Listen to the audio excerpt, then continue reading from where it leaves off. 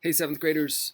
Today's Monday, April 27th, and it's a new week, and we have new readings to do. We're going to be reading about the Great Depression. You'll find it in chapter 25. The book is online, so you can read the chapter online. You also, if you have a copy of the book, you can read it. It's going to be an earlier chapter, I think chapter 8 now, or chapter 9. It's called The Great Depression. That's what we got to read this week. Your narration will be due on the following Tuesday, a week from tomorrow. So we did skip a chapter, and we're going to move past the 1920s. But I want to talk a little briefly, just today about what happens in the 1920s and some of the big takeaways from the 20s. So here we go. The 1920s, it's an era of prosperity. Lots of money, lots of increased wealth, lots of new technologies. It's an age of change where we're going to get lots of just advancements and things. Life is going to get better. Thinking about the 1910s as being an era of war for Europe, and at the end, time of war for America. The 1920s is going to be a peaceful time to get back to normal, and it's going to result in a lot of change in culture and a change in technology. So lots of good advancements in that way. Socially, there's going to be still the struggle for African Americans to get equal rights. 1920s sees the beginning of women in voting, and so women get the chance to vote in the 1920s. One of the things we'll see in the 1920s is what we call the Harlem Renaissance. So we talked last week about the Great Migration, the travel of African Americans from the South to the North, and one result was the influx of African Americans changed culture in the North, so that some of Southern culture became part of Northern culture, and one of those things was music. Jazz specifically comes to the city up north, and it catches on. Everybody loves jazz music, loves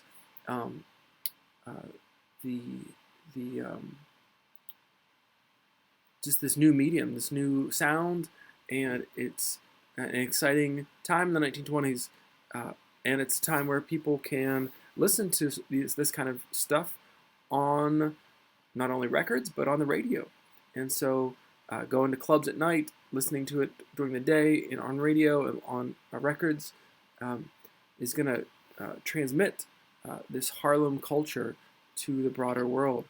And one of the main people that's responsible for that is Langston Hughes, and he's one of my favorite poets, and he's also kind of like the godfather of the Harlem Renaissance. He's in charge of getting everyone excited about it, but also sharing like famous people to other famous people and connecting people. And he's orchestrating a lot of the culture in the 1920s in New York City.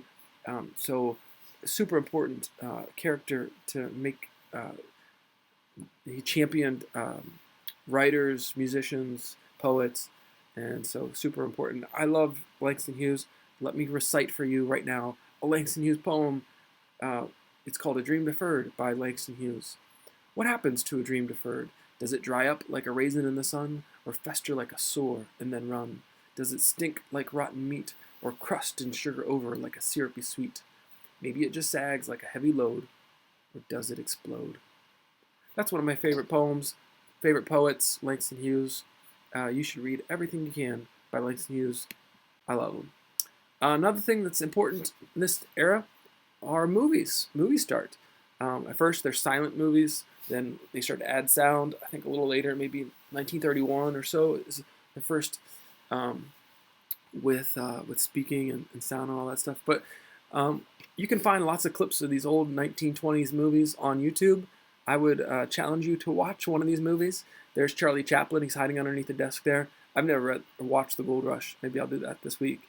I just picked one of the good stills that I could find, but I've watched a few good Charlie Chaplin movies. Modern Times is a funny one.